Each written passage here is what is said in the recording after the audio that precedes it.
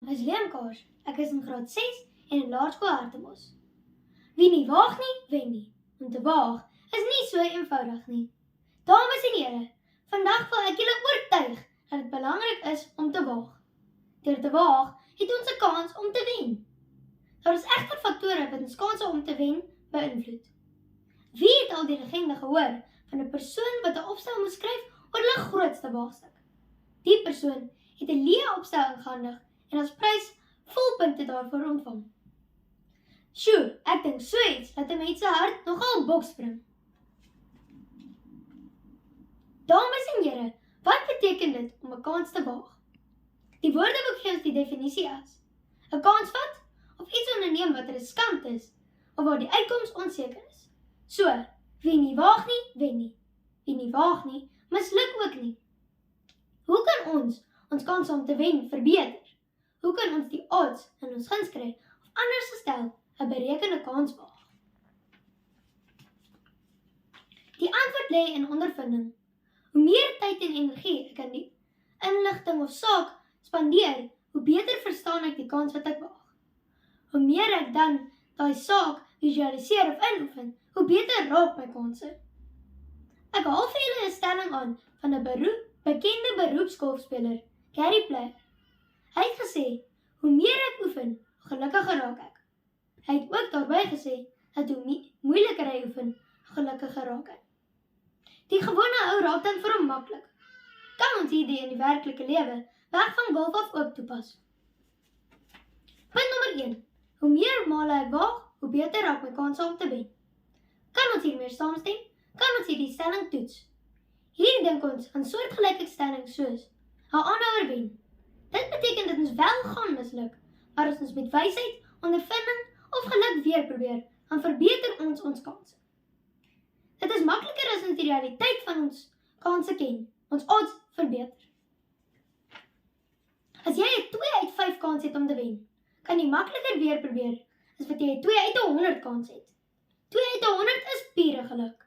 Wat nog van 2 uit 'n miljoen? Berekende kanse bou dus ons selfvertroue. Eers skryf, dan loop en dan hardloop. Dit verminder ons kanse op seerkry. Thomas Edison se bekende stelling gee ons 'n leidraad oor sy gesindheid van sy kanse. Toe hy aan sy gloeilamp patent gewerk het, het hy gesê dat hy nie misluk het nie.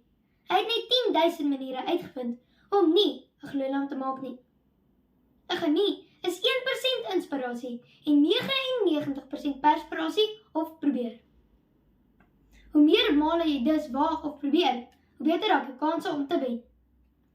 Punt nommer 2. Vorige ondervinding verbeter ons kanse as ons waag. 'n Dobbelsteen het 6 kante met 6 nommers. Dit gee jou omtrent 1 uit 6 kanse om 'n sekere nommer te gooi. Dit is dan nie verseker dat as jy 6 keer gooi, jy wel 'n 6 gaan gooi nie. Jy kan dalk 100 keer 'n 1 gooi, terwyl jy probeer om 'n 6 te gooi. Jy kan dalk op jou eerste gooi ook 'n 6 gooi. Wat het hierdie voorbeeld dan met die dierprys van eiers uit te haal? Deur onrealistiese kanse te waag, sonder enige ondervinding, gaan lei tot mislukking en op die einde verlies en ondergang. Wanneer ek egter ondervinding opdoen, begin ek beter besluite neem en wen. My kanse verbeter outomaties soos ek groei, navors, probeer en fouteer.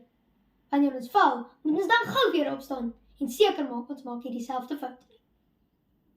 So leer ons om beter kanse raak te sien en minder risikokanse te neem. Vra maar vir Evel Knievel. Op die motorfiets webtuise www.davidsinsurance.com beskryf die skrywer dat Evel Knievel 'n merkwaardige status het. Hy is omtrent die enigste waaggas wat meer faam bereik het deur te misluk as suksesvol te wees. Kon hy nie maar elke keer met 'n kar of 'n bus uit die lyn gehaal het voordat hy gespring het nie? Of was dit sy faam en sy sukses? Hierdie is 'n goeie voorbeeld waar sy ondervinding hom moes gehelp het. Maar daar was egter 'n ander faktor hier betrokke. Hardkoppigheid, of soos ou boet Frank Opperman gesê het, mense wat dink hulle is so smart, is nie altyd so smart nie. Punt nommer 3. Vorige probeerslae verbeter ons kanse as ons waag. As ons dan vorige probeerslae gemeng met ondervinding verbeter ons kanse as ons waag. As ons dan bietjie geloof kan bygooi, dan begin ons kanse al hoe beter lyk. Die Bybel sê vir ons in Romeine 8 vers 31, as God vir my is, wie kan teen ons wees? Ons hoef nie verder in die Bybel te soek vir 'n voorbeeld van waag as Dawid en Goliat. Ons almal ken die storie. Goliat staan en skree op die bang Israeliete, terwyl Dawid vir sy broers kos vat. Dawid luister na die geskree en dink dat daardie reus sy woorde moet begin tel. Dawid het geweet dat God vir die Israeliete is. Sy vorige ervaring en ondervinding het dit vir hom geleer. Dawid wil geveg teen almal se beter wete. Hy sal sy lewe waag. Saul probeer nog om hom te ontmoedig en met hom te redeneer, maar hy sê in 1 Samuel 17 vers 37, hy het my gered uit die kloue van die leeu en uit die kloue van die beer. Hy sal my red uit die mag van hierdie Filistyn. Saul sê toe vir hom, gaan en mag die Here by jou wees. En die res is geskiedenis. Die klippie het getref, die reus het geval. Dawid het gewaag en God het hom laat wen. Dames en here, ek sluit af. Ons woordeboek gee ons die definisie as 'n onderneming wat riskant is en 'n kans wat jy vat. Uit my 3 argumente kan mens aflei dat daar faktore betrokke is by kanse waag. Ons kan sien dat die hoeveelheid kanse wat ons neem, ons kanse om te wen, kan beïnvloed, verbeter of versleg. Gary Player het aanhou oefen. Thomas Edison moes 10.000 keer probeer om 'n gloeilamp te maak. Evel Knievel se ondervinding moes hom gehelp het.